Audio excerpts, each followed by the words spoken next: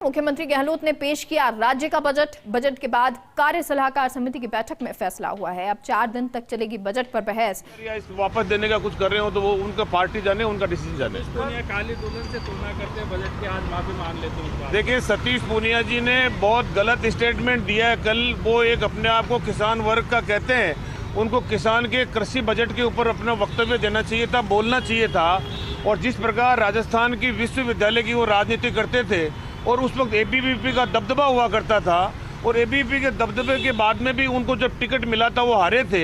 और इन्हीं महिलाओं के जो आरोप उन्होंने कल लगाए हैं, इस प्रकार के आरोप उस वक्त भी लगाते तब महारानी कॉलेज की छात्राएं उनको वोट नहीं देती थी और उनसे ग्रसित होकर या तकलीफ में आकर उन्होंने कल ऐसा स्टेटमेंट दिया होगा। एक बार फिर से बता दीजिएगा, आईफोन जो है वो लौटाएंगे आज बीजेपी वाले, क्या कहेंगे आप? देखिए, आईफोन लेना लौटाना ये कोई राजस्थान की विधानसभा का कोई गंभीर विषय नहीं है। इन्होंने मुख्यमंत्री जी से 30 लाख जो अभी बंगले भी लिए हैं और इसके अलावा पिछली बार लैपटॉप भी लिए हैं, उससे पहले आईपैड भी लिए हैं। तब लौटाना सब कुछ लौटाओ, 5 करोड़ का बजट लौटा दो। मुख्यमंत्री जी ने वो भी तो एमएलए को दिया है। तो इस प्रकार का करने से जनता समझ चुकी है। 7.5-8 करोड़ जनता राजस्थान की बहुत अच्छी तरह समझ चुकी है, किसी भी गलतफहमी में नहीं आएगी। बजट बहुत ऐतिहासिक रहा है। मुख्यमंत्री जी को बहुत धन्यवाद। और लौटाएंगे तो रख लेंगे या बनाएंगे? भाई रख लो, अब वो देखते हैं क्या रहता है।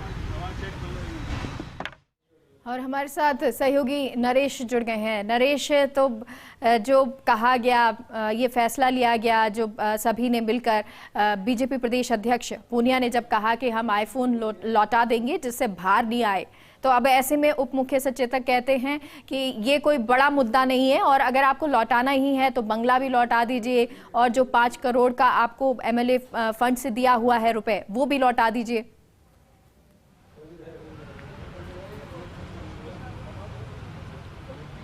देखिए, विधानसभा में आज की कार्रवाई अब से करीब 1 घंटे बाद शुरू होगी, लेकिन इससे पहले सदन में कुछ हो, उससे पहले सदन के बाहर कई रंग हमें देखने को मिल रहे हैं। जहां तक एक जो आईफोन है उसका मुद्दा लगातार चल रहा है कि भाजपा विधायकों ने फैसला किया है कि जो सरकार की तरफ से आईफोन दिए गए थे, कल वो लेके गए थे लाइन में लगकर, उनको वो वापस लौटाएंगे। लेकिन सत्ता पक्ष के जो नेता है वो लगातार कह रहे हैं कि आईफोन ही क्यों, जो पहले लैपटॉप लिया था, जो आईपैड लिया था, वो भी लौटा दें और जो आधी रेट में सरकार से जो अभी उन्होंने मकान लिया है वो भी लौटा दे। वो भी करीब 30 लाख रुपए का फ़ायदा उनको हुआ है। तो ये मुद्दा है। दूसरा जो मुद्दा है वो है कल जो सतीश पूनिया ने बयान दिया था बजट को लेकर, काली दुल्हन का, उसको लेकर भी लगातार जो मुद्दा है गरमाया हुआ। हालांकि सतीश पूनिया ने अभी मुझसे बात करते हुए कहा कि मैं इस पर माफ़ी मांगता हूं, जो बयान उन्होंने दिया है सहज भाव से माफ़ी मांगते हैं। और जब उनसे कहा कि क्या बाकी चीज़ भी लौटाएंगे, तो उन्होंने कहा कि अब जो पहले अगर जो फैसला था अगर वो होता तो वो भी करते। हमारे साथ उप मुख्य सचेतक महेंद्र चौधरी मौजूद, उनसे बात करते हैं। आप कभी आप लैपटॉप देते हो, कभी आप आईपैड देते हैं, अब आप आईफोन देते हैं और फिर सत्ता पक्ष लेके, फिर सत्ता पक्ष के विधायक भी लेते हैं, विपक्ष के विधायक भी लाइन में लग के लेते हैं। मुद्दा उठता है तो वापस लौटाते हैं। क्या है सब?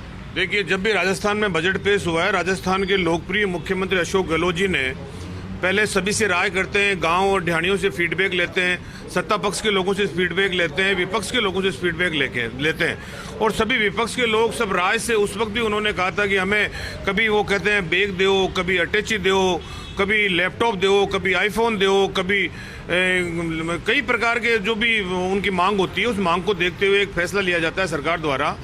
और आईफोन भी दिया गया, कल लेके भी गए। भारतीय जनता पार्टी के कई विधायक जाके अपने बच्चों को दिखा दिया, उन्होंने अपना सिम डाल लिया, खुशी जाहिर कर ली और उनकी इच्छा है कि वो रखें।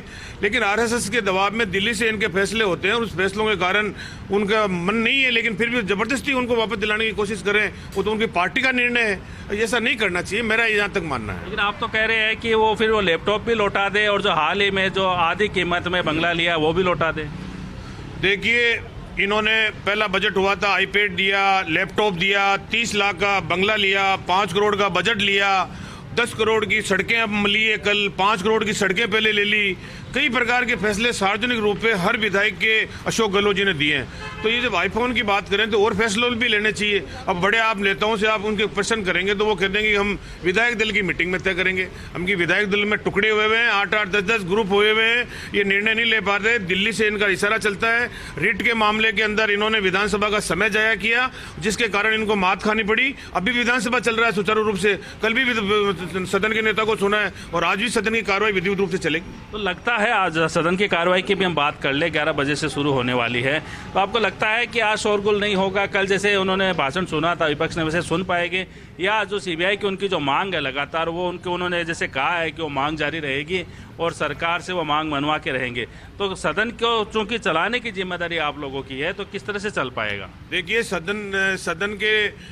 सदन में हमारे संसदीय कार्य मंत्री ने नए सिरे से इस मांग को खारिज कर दिया कि सीबीआई को जांच दी जाएगी। और उसी दिन से ये विपक्ष ने जो हल्ला करना था, विपक्ष थक गया है, पैर पे खड़े होकर थक गया है, बेल में बैठ के थक गया है, तख्ती उठा के थक गया है और वो विवश हो गया है और उसको थक के ये मानना पड़ा है कि अब सदन की कार्रवाई चलनी चाहिए। कल भी सदन की कार्रवाई विधिवत रूप से चली है और मैं मानता हूँ आने वाले समय के अंदर मेरी भी अपील है विपक्ष के साथियों से, सदन को चलने दें। पहली बार जो विधायक चुन के आए हैं वो अपनी बात को रखना चाहते हैं, बजट की तारीफ करना चाहते हैं, बजट के माध्यम से उनकी कोई मांग है उनको रखना चाहते हैं।